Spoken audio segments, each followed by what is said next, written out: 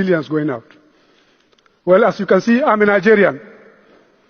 I'm from this paradoxical continent, where today our most notorious export is stolen money. Stolen money. I was also in the forefront of effort to change this narrative. In 2003, the then president of Nigeria called me and handed me a piece of paper, a note, appointing me the first executive chairman of the Economic and Financial Crimes Commission. It was a pressure by the international community that we must have that commission. The world was getting fed up with us. No one knew about the commission. Not the president, not the parliament, nobody. It was just a piece of paper that was given to me. No money, no office.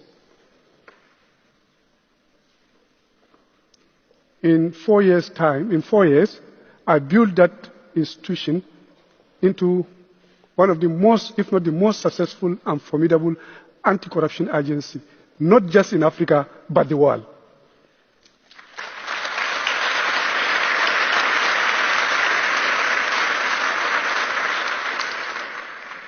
Yes, we worked hard. We built networks across the world. We went out to look for support. We recovered billions. We convicted hundreds of people.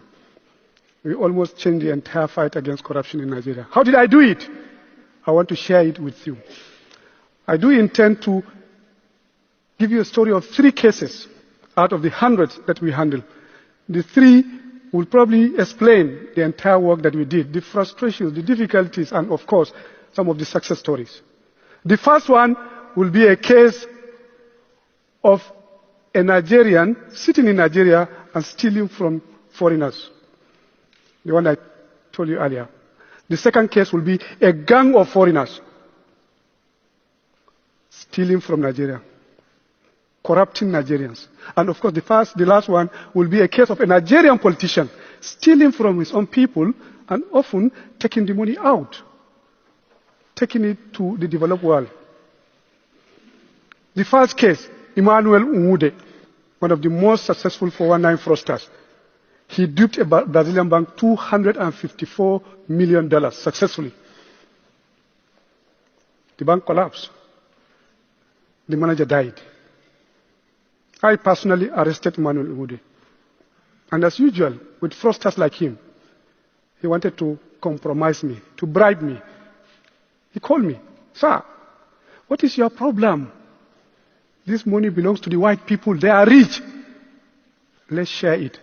Take half and give us half." That's the end of the story. People like him got away with this type of behavior. Of course, I refused. I charged him to court. I literally took everything from him.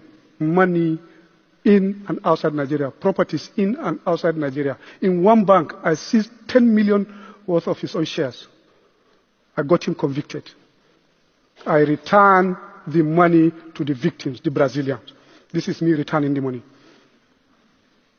But not only that, I returned to others as well. This is me going to China, to Hong Kong to return. We return millions of dollars to victims across the world. This is justice at work. But the case of Emmanuel Nwude made us to be more determined to clean up, to sanitize. It was terrible. People like him compromised our law enforcement, compromised our banking system. In the course of his own case, I stumbled into an account with millions of dollars belonging to someone very close to me, very close. Guess who it is?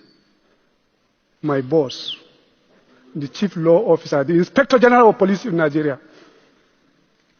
A tough job. I arrested him.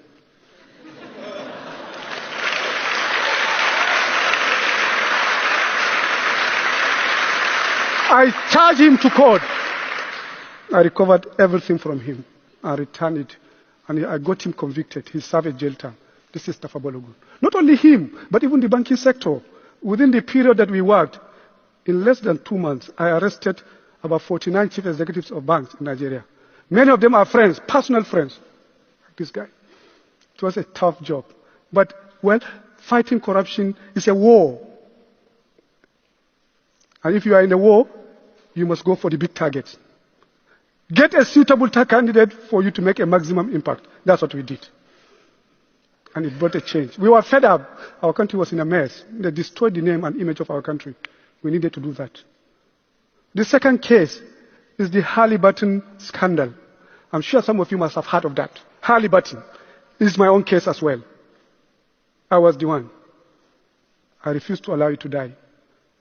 It's a case of 4 companies, global companies, multinational, from the US, France, Italy, and Japan coming together, and they got a contract of about $6 billion to build a natural gas project in Nigeria.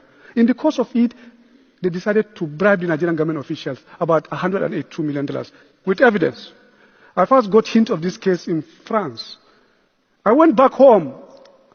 I tried to investigate the case, but it was so difficult, or probably impossible, because the companies were not there in Nigeria. They didn't have accounts. There were no records. None of the persons were inside my country. They all left.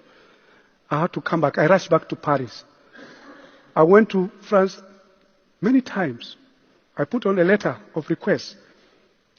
For about a year, I was trying to get the French authorities to help us.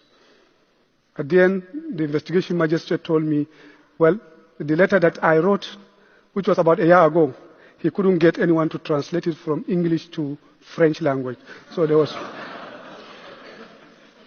I knew that then it was a hopeless case. I moved to Italy. I went to Italy. I had a friend called Fabio. Fabio was one of the big prosecutors. But I found, they were extremely very busy. It was the days of Berlusconi. They were very, very busy.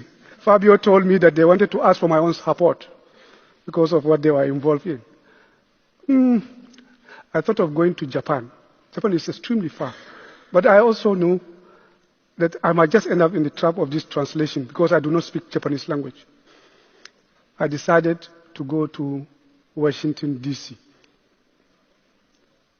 At least that problem of translation won't be there. But wait a minute, there was a problem.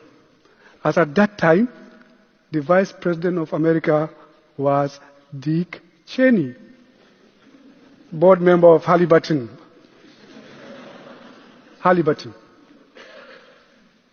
But to my pleasant surprise, the DOJ, the Department of Justice in the US, took this case. They took it. They investigated. They brought the people to justice. They placed a fine of over $1.5 billion against the company, the biggest for corporate corruption in the world. I also was here in Berlin. I came and reported Siemens here, and also Bilfinger, Julius Baer. I couldn't get the support. I came here, I met with BKK, that's the investigation authority here. I tried if they could take my own case. Siemens was involved in corruption in Nigeria. The same thing with Julius Baer and Bilfinger. I couldn't get support as well. I decided to go to Washington as well. I went back, and they took the cases.